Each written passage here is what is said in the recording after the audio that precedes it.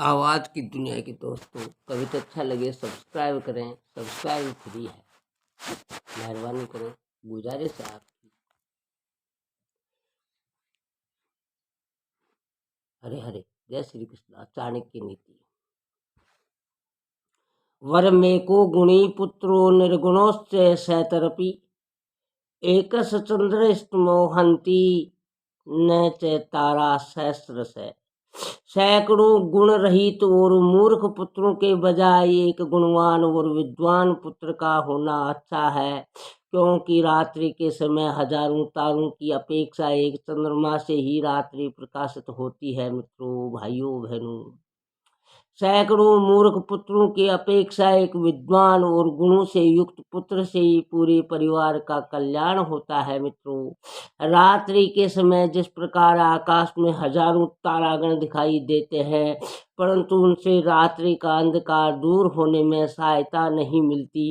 रात्रि का अंधकार केवल चंद्रमा ही दूर कर पाता है। पुण्यात्माओं, मूर्ख सिचरायु जारतो अपि तस्मा जात मृतो वर। मृत से चा अल्प दुखाय याद जीवम जड़ो दहत।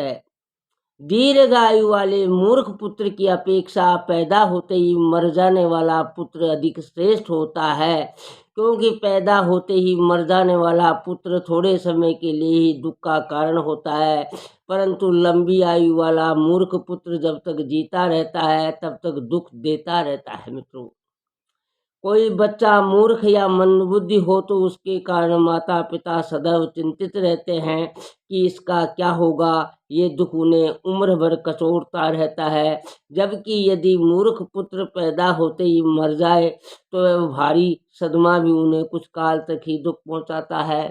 कहने का अर्थ है कि मूर्ख संतान का न होना अच्छा है। कुग्राम वास कुलहीन सेवा कुभोजनम क्रोध मुखी च भार्या पुत्र से मूर्खो विधवा च कन्या विनाशनिनम सट प्रदहंती कायम। अशिक्षित तथा अनुपयुक्त स्थान या ग्राम में रहना, नीच व्यक्ति की सेवा, अरुचिकर और पौष्टिकता से रहित भोजन करना, झगड़ालू स्त्री, मूर्ख पुत्र और विधवा कन्या, ये 6 बातें ऐसी हैं जो बिना अग्नि के ही शरीर को जलाती रहती है। मित्रों, कुछ बातें ऐसी होती है जिनसे व्यक्ति जीवन भर दुखी रहता है। उनमें सबसे प्रमुख वह स्थान है जहाँ उसे लगातार रहना होता है। यदि वह स्थान ठीक न हो और वहाँ के निवासियों का आचार विचार सही न हो तो व्यक्ति सदैव दुखी रहता है। इसी प्रकार यदि किसी को नीच व्यक्ति की नौकरी करनी पड़े, गंदा बासी और पौष्टिकता से रहित भोजन करना पड़े तो भी दुखदाई है। यदि स्त्री झगड़ालू हो और छोटी छोटी बातों पर झगड़ा करती हो तो गृहस्थ का सुख उसे कैसे प्राप्त हो सकता है। इसी प्रकार यदि पुत्र मूर्ख हो और लड़की विधवा हो तो ये आयु भर का क्लेश सहन करने योग्य नहीं होता।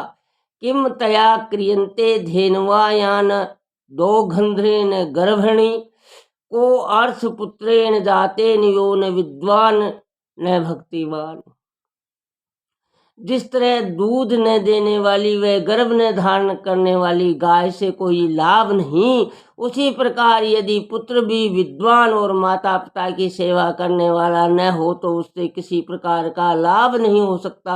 आवाज की दुनिया के दोस्तों, कोई भी व्यक्ति ऐसी गाय को पालना पसंद नहीं करेगा जो न तो दूध देती हो और न ही गर्भ धारण करने के योग्य हो। इसी प्रकार ऐसे पुत्र से भी कोई लाभ नहीं जो न तो पढ़ा लिखा हो और न माता पिता की सेवा करता हो।